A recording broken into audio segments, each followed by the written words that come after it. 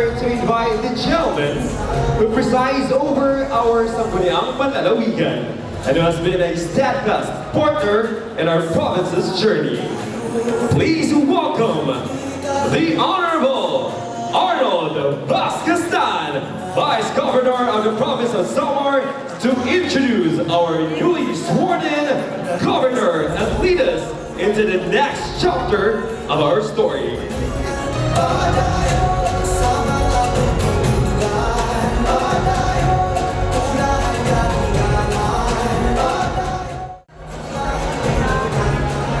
Thank you. Mopay adlaw sa iyong tanan. I was tasked to introduce Governor Sherry Antan. Nagpasalamat ako para diyan ako mag-CRY.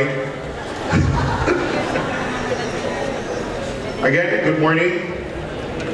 It is a deep gratitude that I stand before you today, grateful for the renewed trust and confidence that you, the people of Samar, have given me as your Vice Governor. Being re-elected to serve this great province is both an honor and commitment I humbly accept. As I return to this position, I give my assurance that the Sangguniang Panlalawigan under my leadership will be responsive, consultative, and committed to the vision of our provincial government. We will pass meaningful legislations that will support and sustain the priorities set by our administration. We are united in purpose. The programs and initiatives under the Spark Samar Development Agenda reflect our shared goals, improving the qualities of life of every Samarnon and ensuring progress that is felt even in the most remote barangay. I stand behind the executive and the new administration. You can expect that this legislature will do its part of building a better, stronger Samar, one that is empowered, inclusive, and future-ready.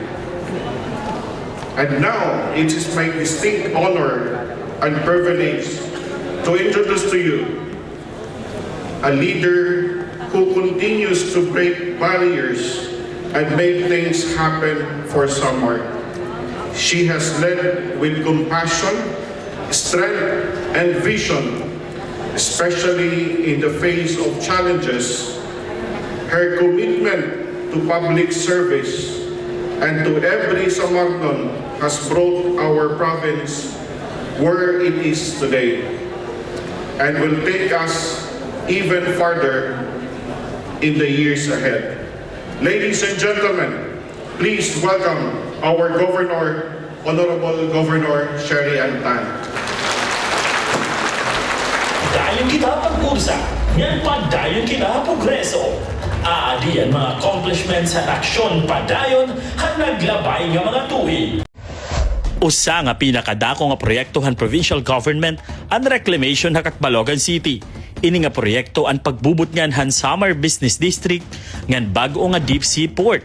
Amo ini ang mabulig pag-ursa han ekonomiya han aton probinsya. Nagtindog kita han mahusay nga struktura han Catbalogan Airport. Mag-aagatihan mga dagko nga airline companies nga magbutanghin kadugangan nga commercial flights ha probinsya han Samar.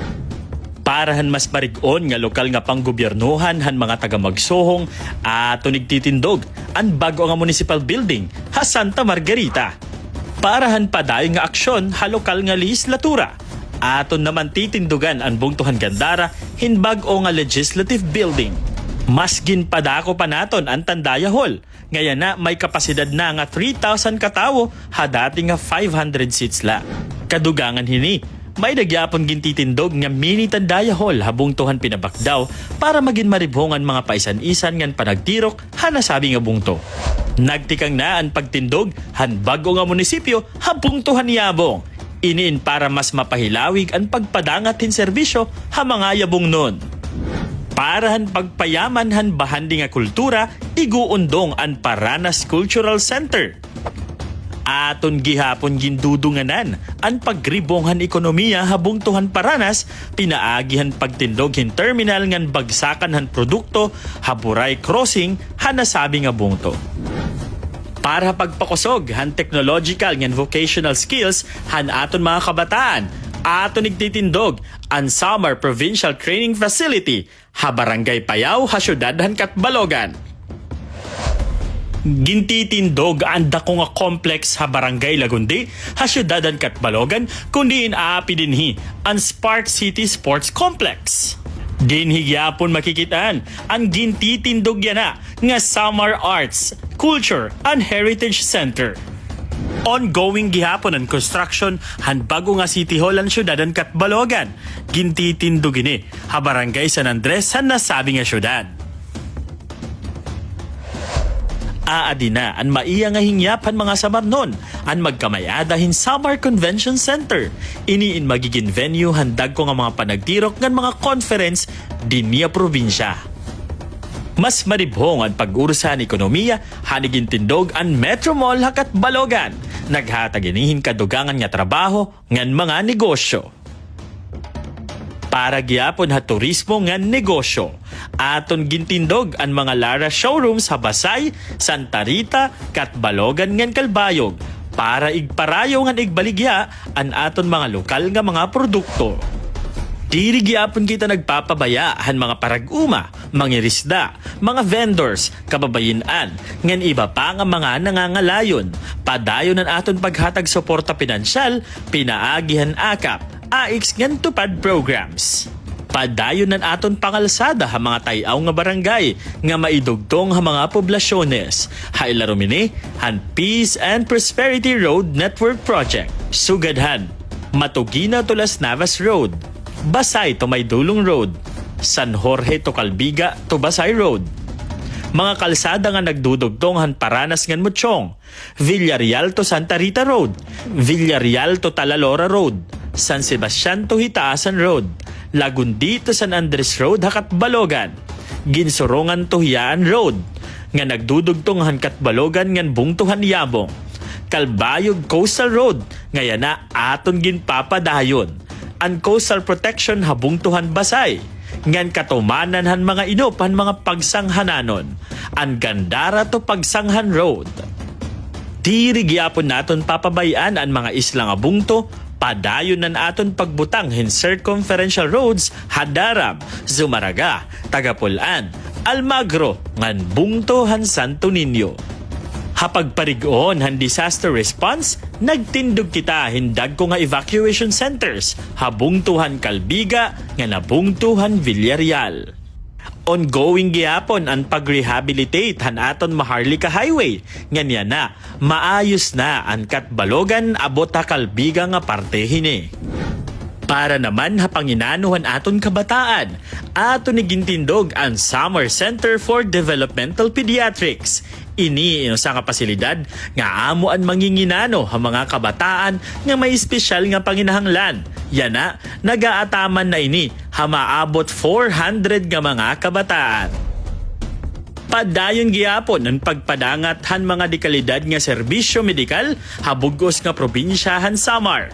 Bago nga serbisyo ha Basay District Hospital ngan Samar Provincial Hospital an endoscopy ngan colonoscopy. Samtang available naman ha Calbayog District Hospital ngan Samar Provincial Hospital and CT scan. Padayon na naton paghatag han mga libre nga antipara. Ngayon na, nakapaghatag na kitahin maabot 14,000 nga libre nga eyeglasses.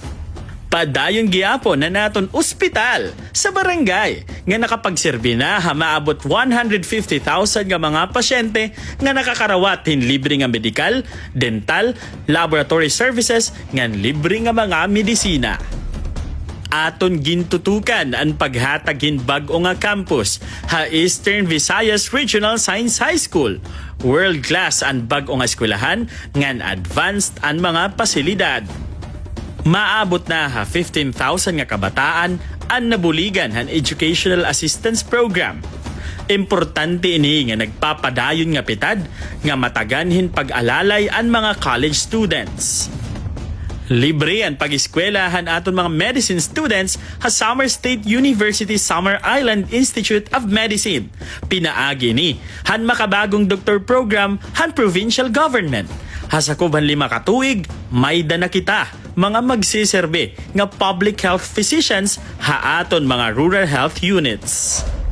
Padayon ang mga programa ha pagpaorasahan kabataan, pinaagihan Sirek Kabataan Program. Sobra 30,000 nga kabataan an aton kasugbong ha pagpalusad han mga proyekto sugad han Purple Desk, YesCon, YesCamp, Aklat ng Tambayan ng Kabataan, One Values Program, Tarabasa Tutoring Program, ngan Yes Awards.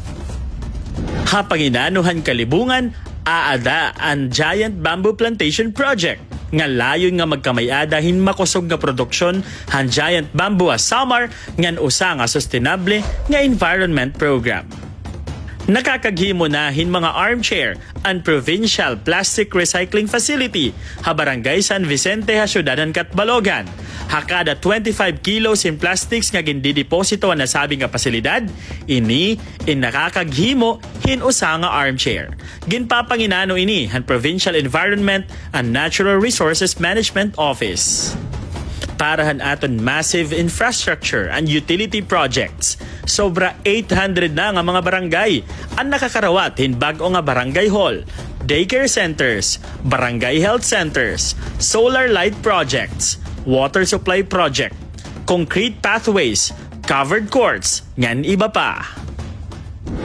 Pinaagi hiningatanan, nakabutan han provincial government an ikaupat nga Seal of Good Local Governance han 2024.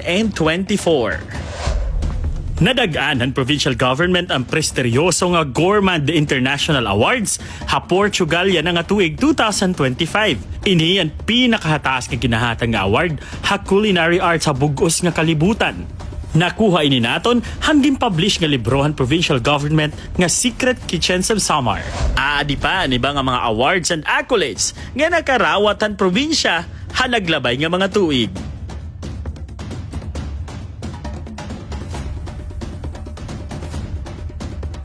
Padayon kita ha pagkaurusa, padayon kita ha progreso. Buronyog ha mas mainuswagon nga Samar, ngan usa nga katawhan nga uusala ang tumong. Aksyon! Padayon! Mga kasangkayan, let us now welcome the woman whose leadership has shaped our present and continues to shape our future. The Governor of the Province of Samar, the Honorable Shari Andan.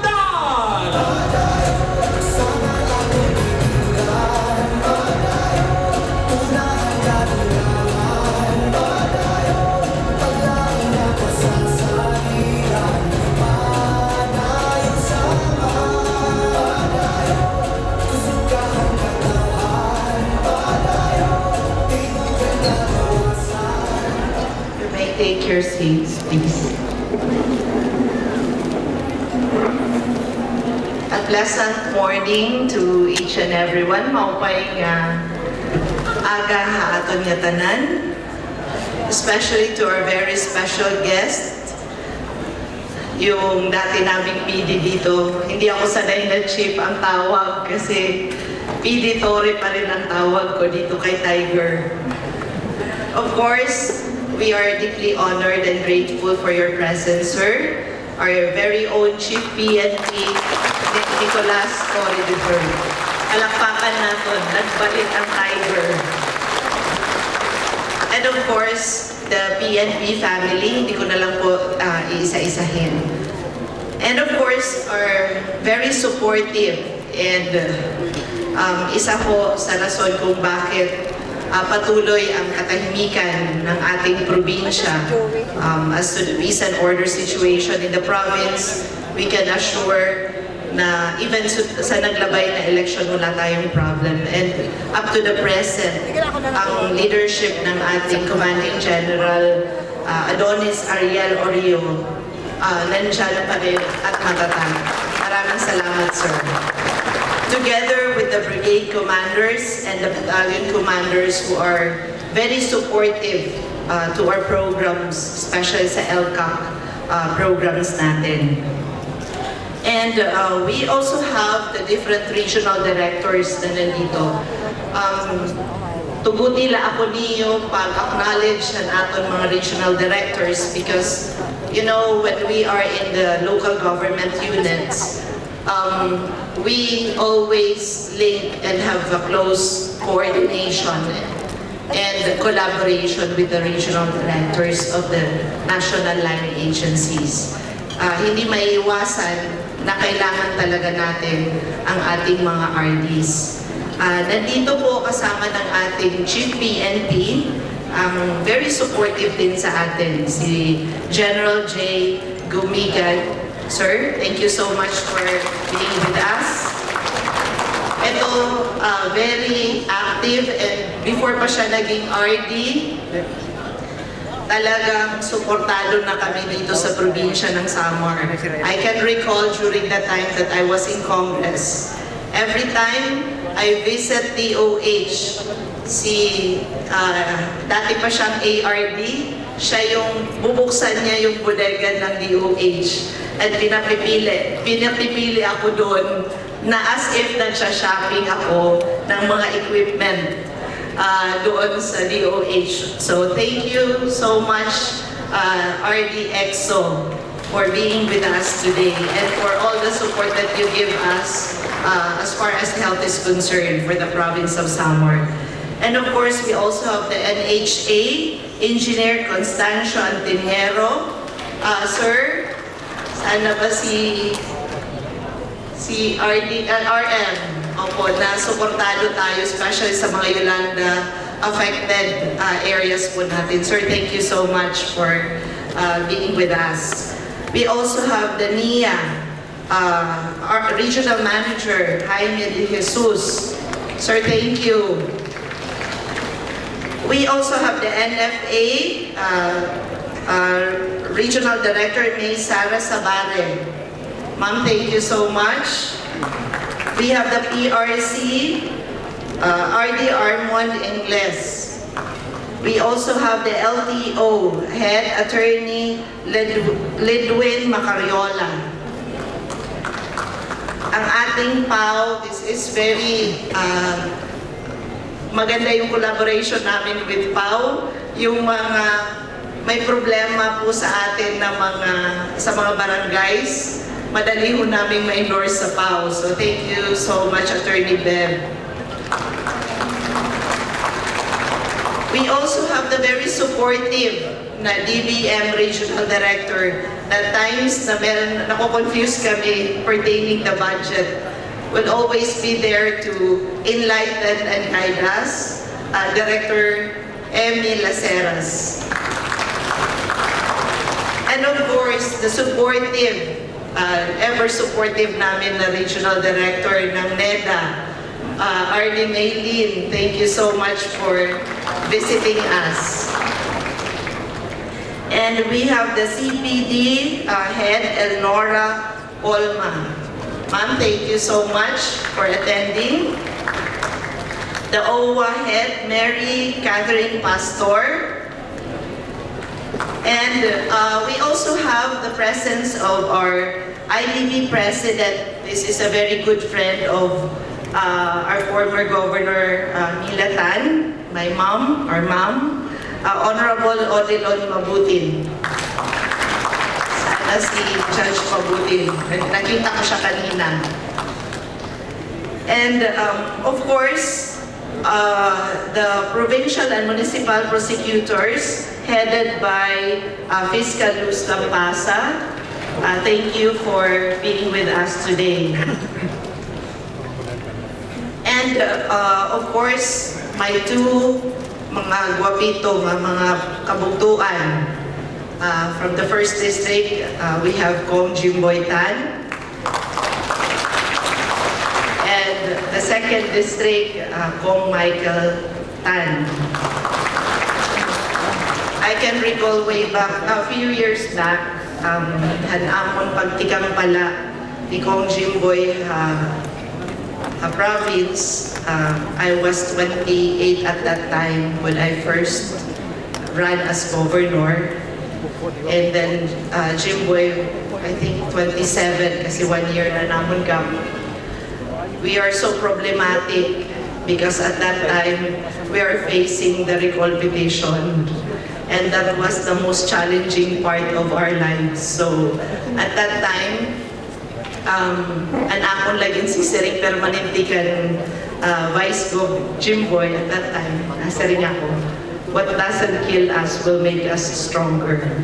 So siguro, usaliwat at trial that made us stronger kung ano kita yan na output at tuhan akong ginagihan. So, brother, Jimboy, thank you so much for all the support. I may not be expressing often han akon pag-appreciate han imo presence and imo support kay ginahatag haakon that made also that strengthened my decisions. Thank you so much for that. And of course for my little brother, na diri na hiya little, Kong Michael, thank you so much for being so strong-willed, especially the times na naku-confuse ako. Kong Mike will always stand firm, hit mga decisions. So, thank you so much, bro, for your being there. And of course, Vice Gov, Uncle Teng, Vice Gov Arnold, si Vice Gov, although the youngest brother of Papa, but we don't consider him as our uncle, is like our cousin. So every time that we have so many schedules, Vice Gov Arnold will always fill in the gaps. So thank you so much, Uncle Teng. Even if early namatay Papa, at 37 years old, he passed away. Pero we felt that aada gihapon niya through your presence. So thank you so much for that. And of course, to Roca, to Andy Easter, thank you so much for the support. We cannot do this kung waray liwat ka mo. And to the T family, kay waray harayan na dinhi, at side magod ni Mama, medyo diri good ora-ora napakita when the times hit mga celebrations. But during the times and mga nitty-gritty and crunchy time, they will always be there. And of course, the Tan family who are always strong and asya niya nagpapalakasan amon loob. And he all the way from Dipolog City, Uncle Eddie and Auntie Vivian, thank you for coming. We really appreciate your presence now. And of course, my Auntie Fe, all the way from Florida, from US, who always napapagkamalan nga ako. Kaya kapareho kami na wong. So, thank you so much for your presence. And the rest of the family, Uncle Milio, Uncle June, and the rest of the Tan family, thank you so much for being with us. And the first and second district officials, and of course their families, thank you so much for attending this occasion and celebrating with us. The city and municipal mayors, Mayor Mon, thank you for all the support, all the understanding, for understanding the situation that sometimes damuan ako na ginagihan niya kakurian, but still natutlaw kita. So thank you so much for that. Together with Vice Mayor Rex. And of course, our Mayor also of Catbalogan City, Mayor Dexter, together with Vice Mayor Tekwa, for being there for us. Nahinunong dumakuhan pagka matay ni Mama, kawara ni Mama, when Mama passed away. Mayor Tekwa kumatuha balay, and nag-express siya go, don't worry, we will always be here to support it. Naging promise ko inahin ng Mama. So we really appreciate that, Vice Mayor Tekwa, for that. So thank you so much sa new support. And to the business sectors who are present now, you will always be a strong pillar for the province of Samar. The provincial capital employees, thank you for your untiring support, understanding, and all the hard work that you put just to make everything, the programs and projects possible. So thank you so much. Di ko na lang kamo tag-usaw-usahon kay maaram na kamo kung karahino kamo ito. The political leaders and coordinators, maybe an iba aanhi, an iba waray, pero I'm grateful for all the support and love na iyo ginpanhangat nga dihaamon. And all the barangay officials and supporters ng kada taksa ng mga barangay. To my beloved family, especially to Mommy Grace, thank you so much for attending this occasion. You've been always there to support us. Sometimes, hindi ko na alam kung anong gagawin, but you are there to lift us up sa panahon na nakukonfuse na ho kami. So thank you so much.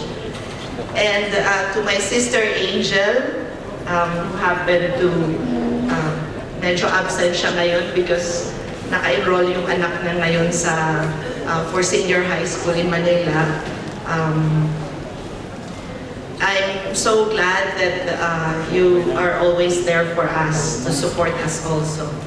To Ethan, Rian, and Zari, thank you for your understanding and patience. Though sometimes you will always tell me that, or not sometimes, but always, tell me na wala na akong time, I don't have time to play with you because I'm always at work. So thank you for understanding. And I hope that we have more time for our cooking time and makeup time. And for Ethan, I hope that we're gonna have more chit-chat next time. And ladies and gentlemen, to all present here and to those who are watching online, maupay na adlaw haton nga tanan, and thank you so much for all the support. We will not be here kung waray tag-usa niyo nga bulig and suporta. So, aadin na akong formal nga message na akong speech na. Kay ato, introduction pala. So, I'm sorry, Kong Mike, because Kong Mike is telling me that I should only have 15 minutes. But in all honesty, last night, I browsed my speech, but it's 18 minutes. But with my introduction, I doubt if I can reach the 18 minutes. So, the trust you have placed in me to serve once more as your governor is a profound honor and a responsibility I carry with utmost seriousness. Today, we begin a new chapter, a continuation of our shared journey toward a strong, more inclusive, and more resilient Samar. This administration's vision is grounded in a Smart Samar development agenda, a framework built on foundational pillars that prioritize the welfare and development of our people. These pillars reflect our commitment to human capital as the greatest source of our province. Health is the cornerstone of development. Every Samarnon deserves access to quality health care, regardless of location or circumstances. Today, we are completing the Samar Provincial Hospital, expanding its facilities and services, specialists and capabilities to meet growing demands. We are also upgrading the Calbayog District Hospital while preparing a new hospital sites in Basay and Gandara to improve access. To reach even the most remote communities, we will construct the super RHUs in Matuginaw, which we already started, Barangay Kalapi of Mochong, Barangay Kamarubuan of Yabong, and Literon of Calbiga. This is to address the demands of the people in the outskirt barangays. Among others, with the expanded services, including diagnostics and outpatient care in the GIDA areas. Our hospital sa barangay program will continue and expand, including dental and antiparanigo, bringing care closer to home.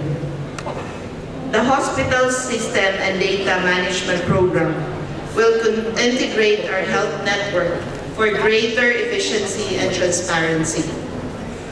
In addition to the Calbayog District Hospital Dialysis Center, we are opening another dialysis center at Samar Provincial Hospital to serve more patients requiring long-term care. We are also opening the first blood bank and screening center in the province, the first in Samar Island, which means we will no longer need to go to Tacloban for blood screening services and upgrading of the Samar laboratory to tertiary level and higher standards. The Samar Center for Developmental Pediatrics will be expanded to cater to more children with special needs. We will also organize families of these children into support groups, giving them training on home care and management, ensuring that care continues beyond our facilities.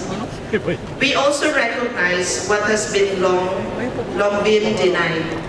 Mental health is as important as physical health. That is why our Purple Desk mental health program will be expanded in more communities and open to various channels for wider reach. A healthy Samar is the foundation for all progress. As we strengthen health, we must be strengthened minds through education. Education is the pathway to opportunities and empowerment.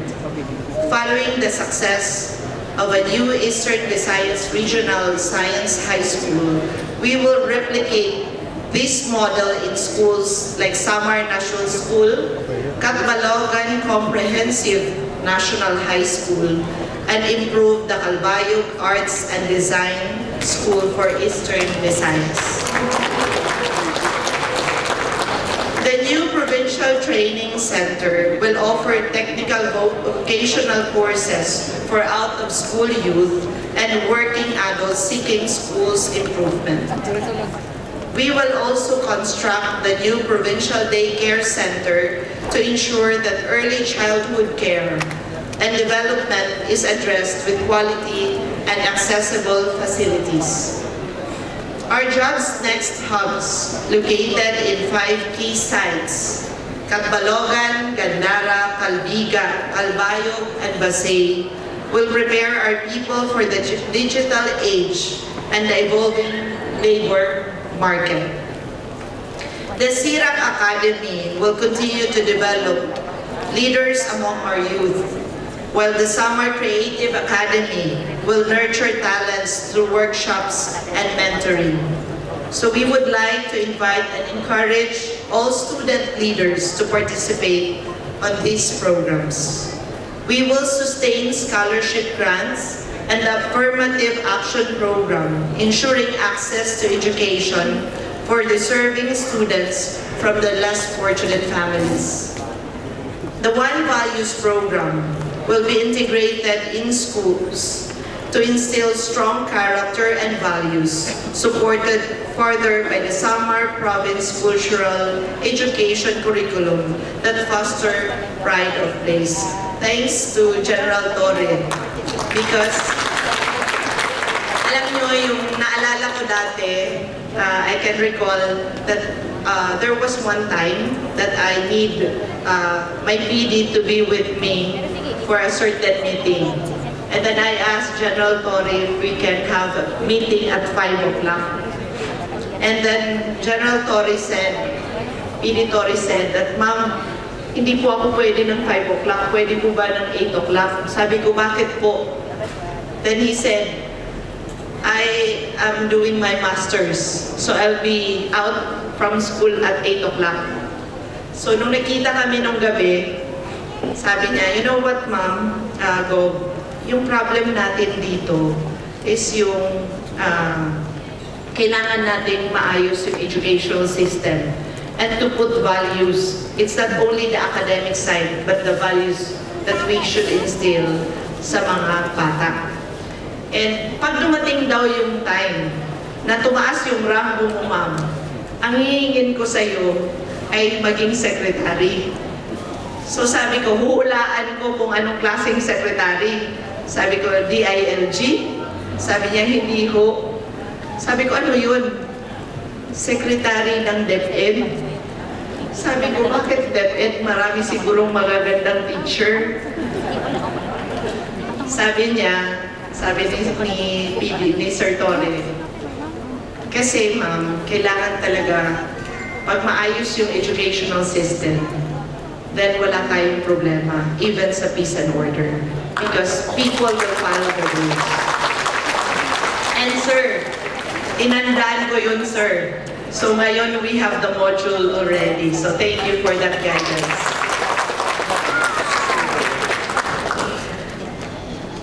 To empower youth voices, we will conduct a province-wide journalism camp also, enhancing campus journalism that will ignite their dreams and passion through public communication and inspire them to become active and responsible citizens who use their voice for change.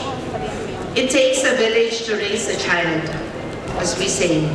Together, these efforts form a comprehensive education system that nurtures both intellect and character. That is why it is important that we all help one another in sharing the future of our children.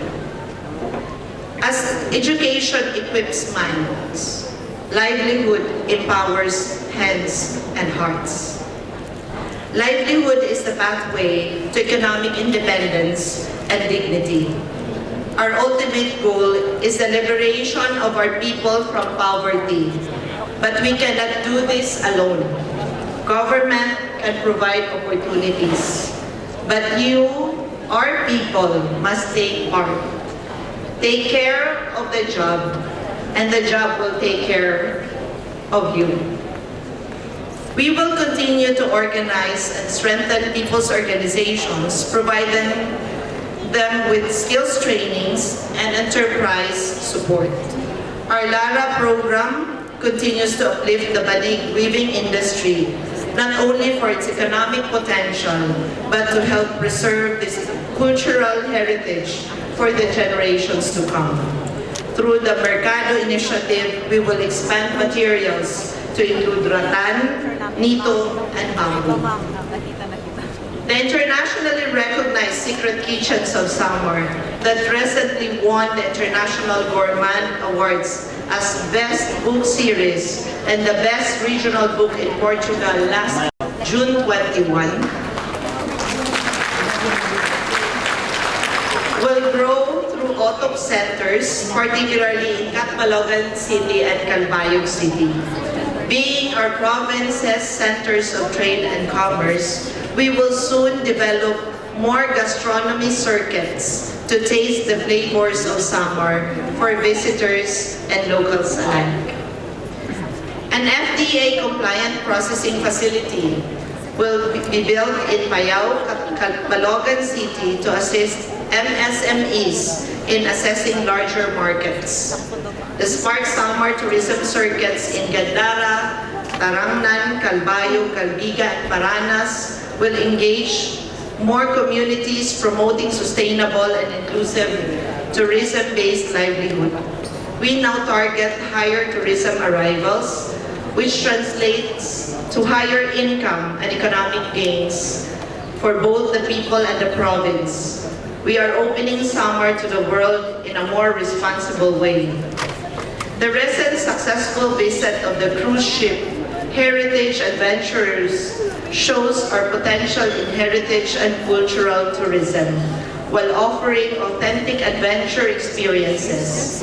Another cruise ship is already on the horizon, and we will continue to train our people and improve our infrastructure to sustain this momentum.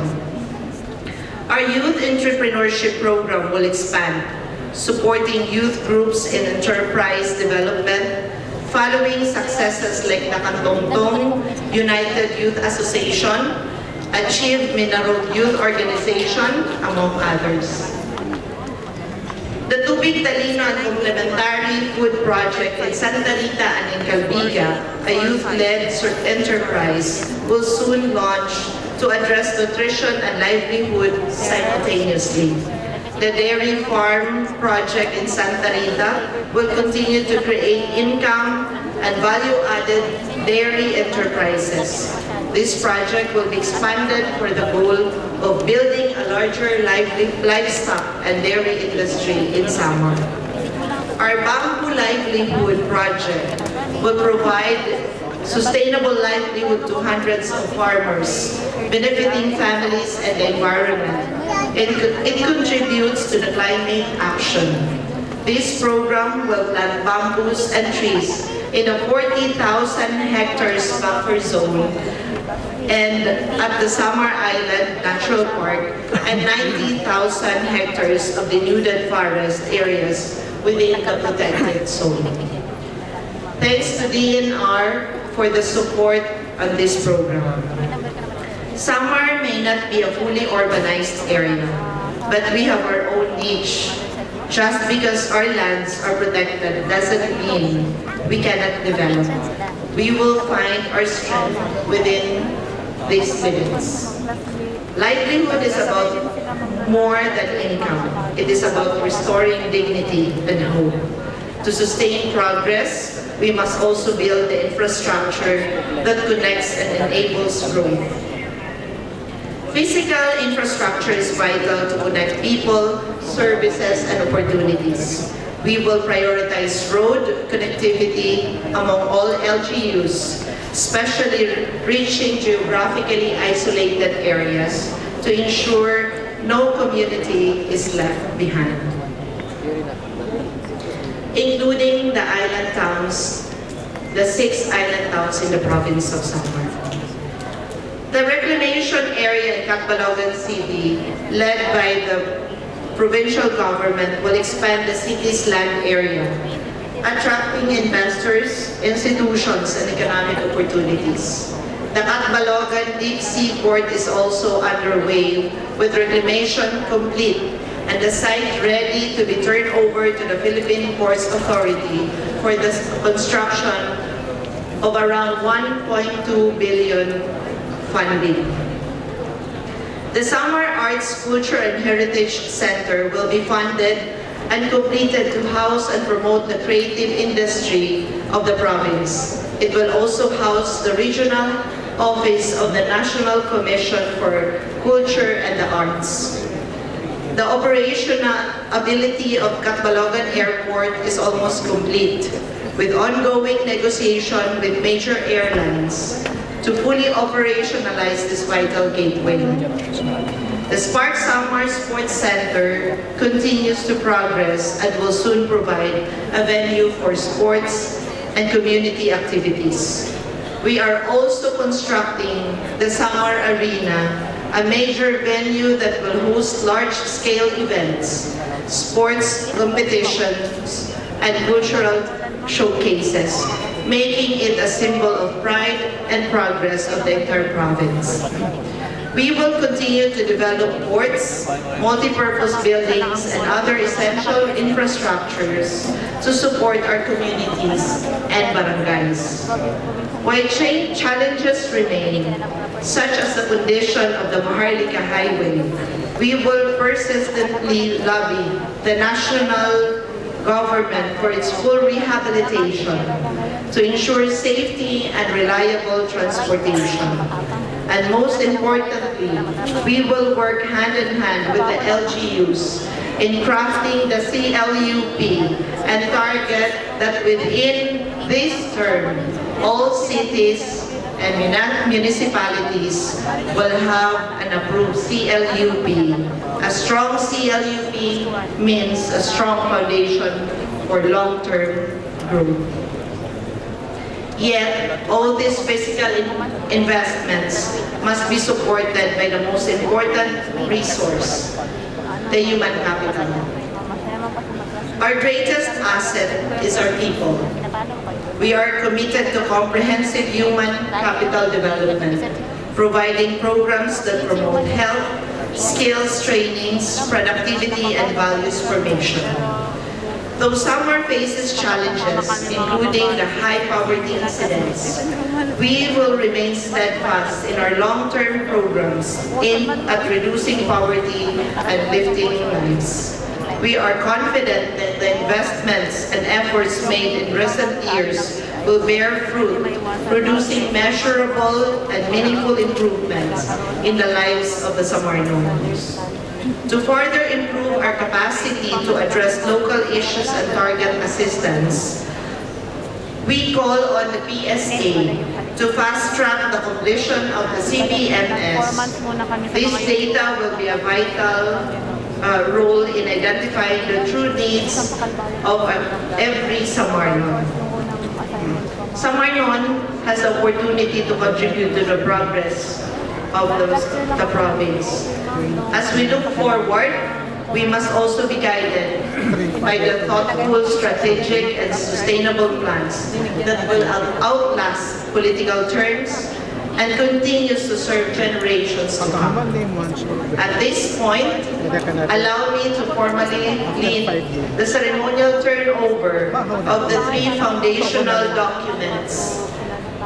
These are critical in reshaping the direction of the province in the years ahead. First, the Samar Province Sustainable Strategic Cultural Management and Development Plan of 2025 to 2034, a 10-year framework for cultural governance, preservation, and the nurturing of our creative industry, ensuring our rich heritage remains protected and celebrated across generations. Second, the Samar Province Sustainable Strategic Tourism Development Plan of 2025 to 2034, our guiding plan for a tourism industry that is inclusive, community-based, heritage-driven, and sustainable, one that brings opportunities without compromising our identity. And the third, the One Values Program modules, a comprehensive, multi-sectoral and multidisciplinary values formation program for children and families, designed to reshape mindsets, strengthen character, and instill a deeper sense of love for community, province, and country. We believe that this progress is not only about infrastructure or economic development. It is about preparing our people morally and socially to become responsible, value-driven citizens.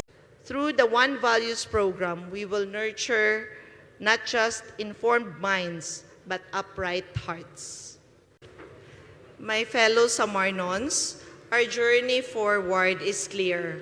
with unity, discipline, and unwavering hope, we will build a Samar that is healthy, educated, economically vibrant, physically connected, and morally grounded. To all government offices and partners, let us respond to the actual needs of our communities. Let us not implement projects and programs that do not apply. Instead, let us craft solutions that are right and appropriate for Samar. To our mayors, vice mayors, and municipal and city councilors, I challenge you to take part and take ownership of these programs. Let us replicate what works, align our efforts, and move in one direction. Unity of vision and action across our local governments will bring us closer to the Samar we all envision. We need you. We need each other. We need everyone for a better Samar. Together, with God's grace and guidance, we will continue to spark Samar for the generations of today and tomorrow. Damo nga salamat, maupay nga aga, maupay nga adlaw haaton nga tanan. Once again, ladies and gentlemen, the Governor of the Province of Samar, the Honorable Shari Antan!